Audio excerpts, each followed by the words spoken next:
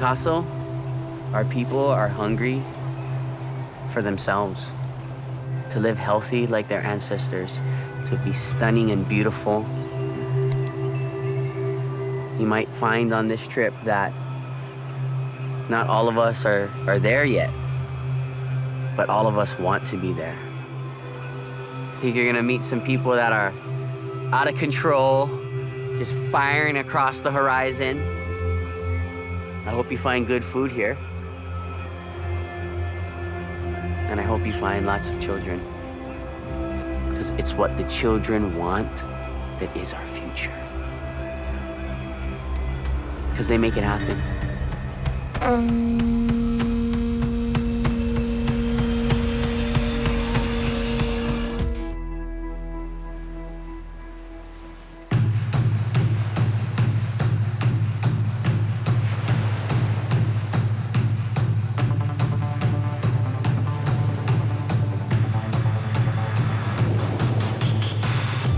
This is Oahu, the third largest and most populous of the 7 Hawaii Islands.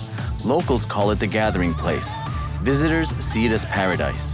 I'm here to meet Daniel Anthony. He's the founder of Mana'ai, a small business that produces paeai, a byproduct of poi, a traditional staple food for the Native Hawaiian made out of pounded taro root. His dream is to restore the culture of taro farming and to bring back paeai into the daily diet of the Hawaiian people.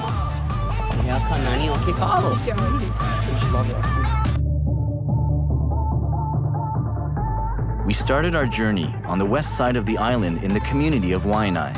It's where Daniel grew up and where you would find the highest concentration of Native Hawaiians. Daniel's grandfather was a doctor and moved from the mainland after World War II. We visited the hospital that pays tribute to his life, work, and dedication to the Waianae people. My grandfather literally started from 1975 and laid the foundation for this hospital. And there's a good family photo. So it's myself, my wife, my 3 kids. The hospital overlooks the neighborhood of his childhood. It's also where he spent most of his time growing up. Looks beautiful, but the beauty is very surface.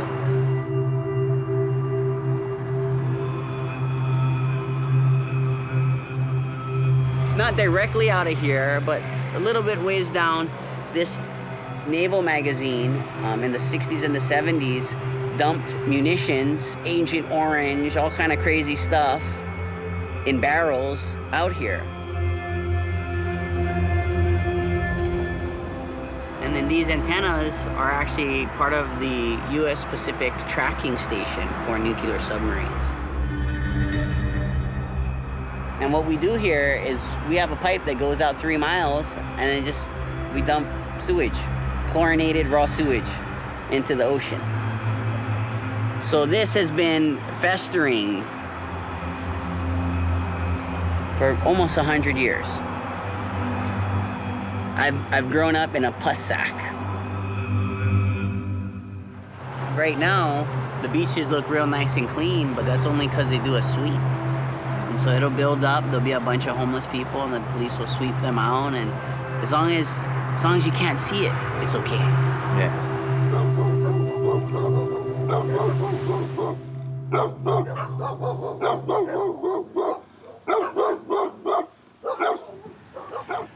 Discovering this side of paradise is a shock to me. Hawaii, Honolulu, Waikiki, all words that used to represent something to the Hawaiian people. Waikiki means spouting water. It has been replaced by a fake fountain. What used to be a source of abundance to the people has now become abundance to the promoters of resorts, leaving Hawaiian homeless on their native land.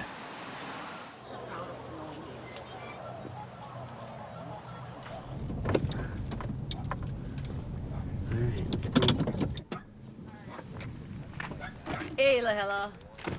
Daniel wanted me to meet Lahela, one of the young community leaders he's worked with. Lahela lives down the street from the Waianae beach. What she had to say about the youth mindset sounded familiar. One of the saddest things is a lot of kids are grown up with the conditioning that you need to go away to be happy. You need to go away to make an income. You need to go away, and an income is the most important, and getting a degree is the most important, and you need to go away to achieve that.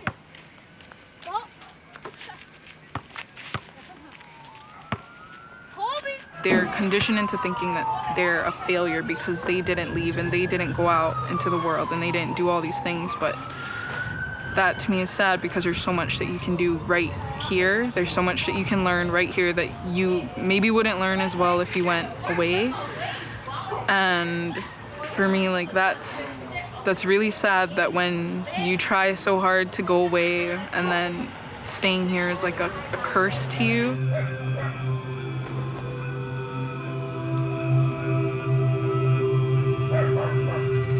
Like many youth from Waianae, Daniel felt trapped, alone, needing help.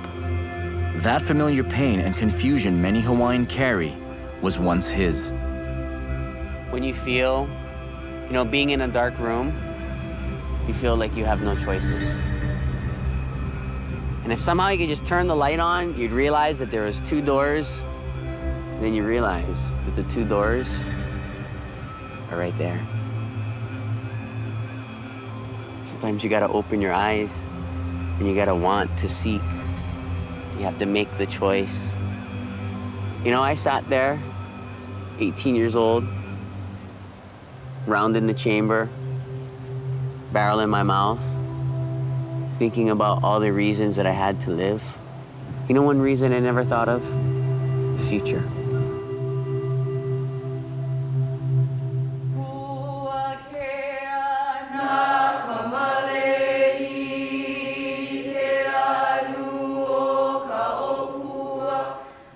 What kept me from pulling the trigger was the thought of someone telling my grandmother that her oldest grandson had committed suicide.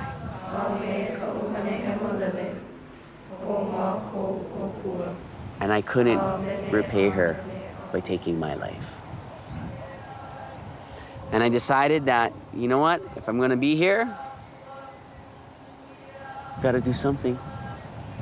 I'm not sure what that something is, but I'm gonna try to do it well.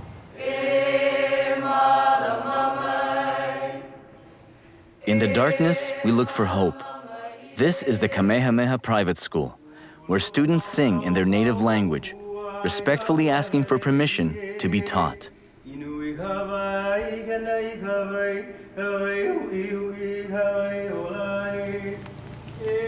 The campus overlooks Honolulu, includes 70 buildings, features tennis courts and a grand library.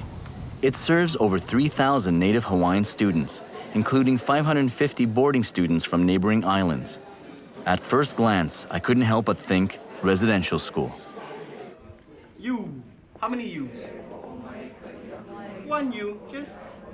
But I discovered learning Native Hawaiian culture and language wasn't discouraged, but rather obligatory.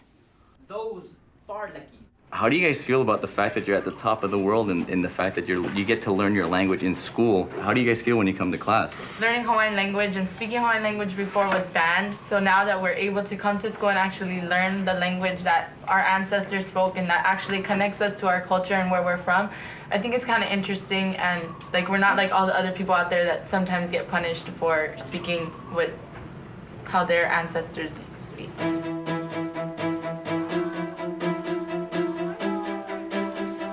These students meet Daniel dressed in a traditional malo in the campus taro patch. The students are becoming part of a reclamation generation, and language will be the spark. 1978, there was a constitutional convention which English and Hawaiian were added as official languages. Hawaiian was added as the official language of the state. And that actually broke almost 100 years of it being illegal to teach Hawaiian in the school system.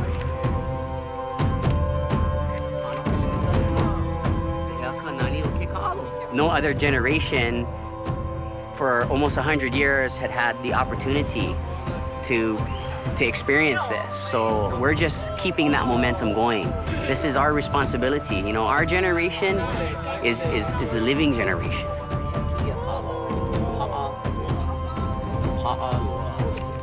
And in order for us to live here, the language contains all of the secrets. All of the secrets of farming are detailed in all of the actions that are required in farming. You want to know how to do something, find out the name of doing that, and in the name really is a picture of how to do it right. Ai opala.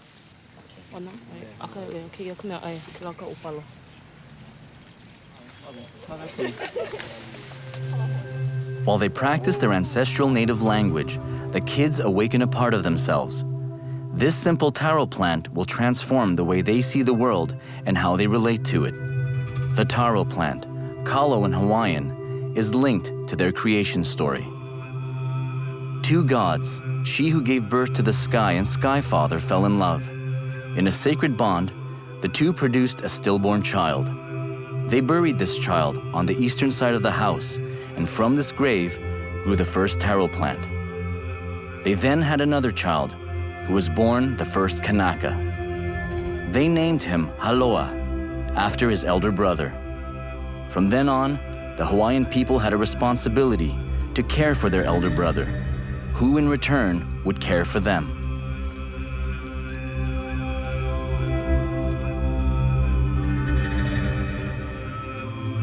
This is the older brother of the Hawaiian people, not because it's a story, but because it is, and because how it lives, it exists like a family in a community that needs resources. You know what the taro needs? It needs the same thing that the people need, land and water. And so when we fight for the kalo, it in turn fights for us. And that's what has made us so strong. You know, this is what to fight for right here. This act, just getting your hands in the dirt, of seeing your ancestors sustain you, this is what we fight for.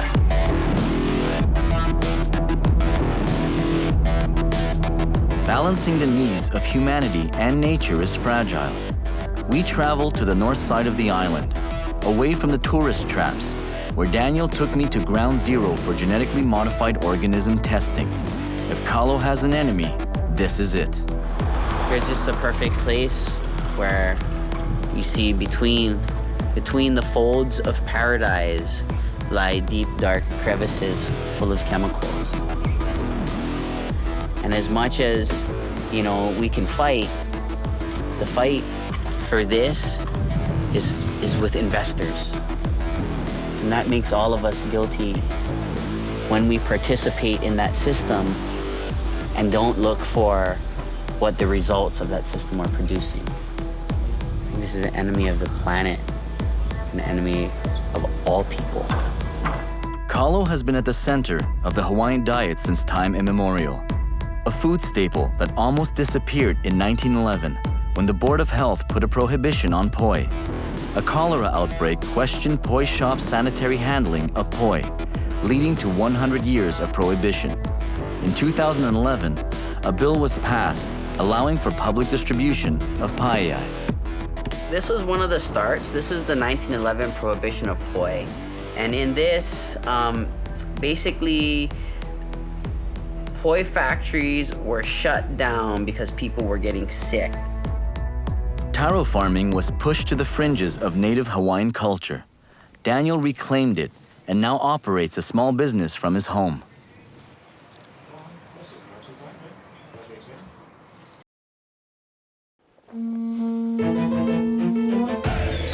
With this age-old tradition facing dire straits and pushed to the fringes of Native Hawaiian culture, Daniel was determined to revive it. He takes care of all the processes involved in making paeai and poi. This traditional staple food is made out of taro root that are pressure cooked, then cleaned and pounded by hand.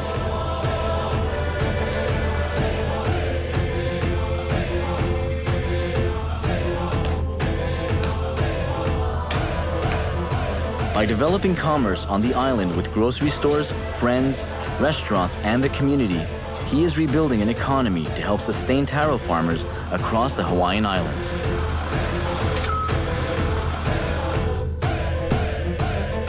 Economic and food sovereignty from Western civilization will be Daniel's tireless quest for his people. In order to achieve this, he envisioned the need to train a new generation of farmers that will feed their family and community. That's why he created the Kui Club. The club's objective is to teach youth how to develop inner strength and direct it towards growing kalo.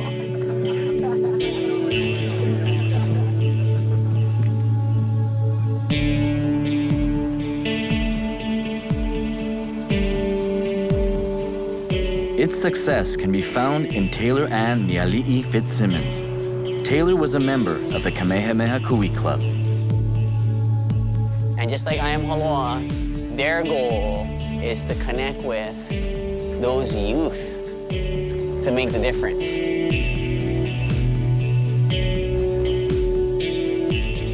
This is what I care about, and this is what's important to me. And I'm still going to Hawaii Pacific University, a full ride for nursing. So I can still, get that job, but also take care of this land. Oh, I thought you was gonna give me the bill after these guys was here. Does that feel good?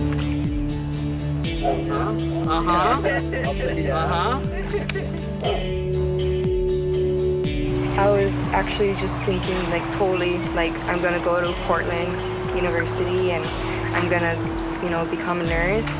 But, once I got my hands dirty and started working with kalo, and it just totally changed my mindset. Well, you gotta get to work. You gotta do something. So that something would require having super positive thoughts. I want you to think about that weed that you pull out is you're cleaning up after the wrongs of humanity. And give back, take something painful in your life and plant it. So I'm gonna put this idea, this feeling, I'm gonna put it in the dirt and I'm gonna hope something. And then you get to come back here in a couple years to do the next segment on her and you'll see how far that hope has gotten you.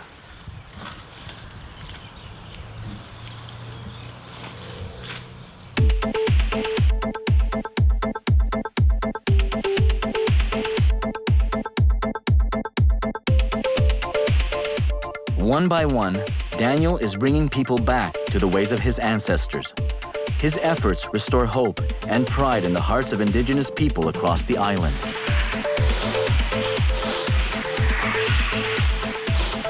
You guys heard about GMO? So you genetically modify something.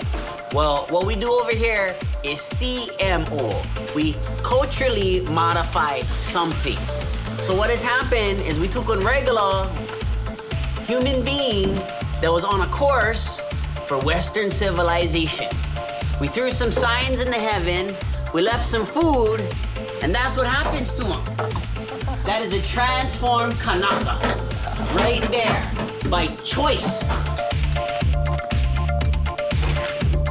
So today, this young man, he's preparing all of this equipment to go and share with fellow students at the University of Hawaii. He's starting the first taro pounding club on campus. They get together every Friday and they make poi as a student community. And so he's made the choice. When he makes poi, he chooses to wear the garb of his ancestors. And he chooses to go out of his way, sleep at uncle's house, borrow one truck, spend all morning loading it up, spending all night the night before cooking it, having to deal with security guards, policy makers, to share it. That's what he's doing. He's feeding inspiration on his campus.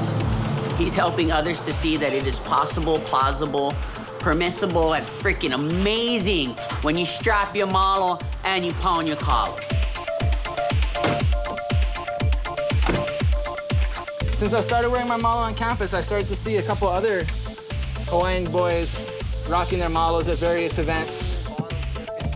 When you see one person, making food, when you see one person, practicing their culture, after that it just spirals and people start to feel the confidence and feel the inspiration to do what they know is right.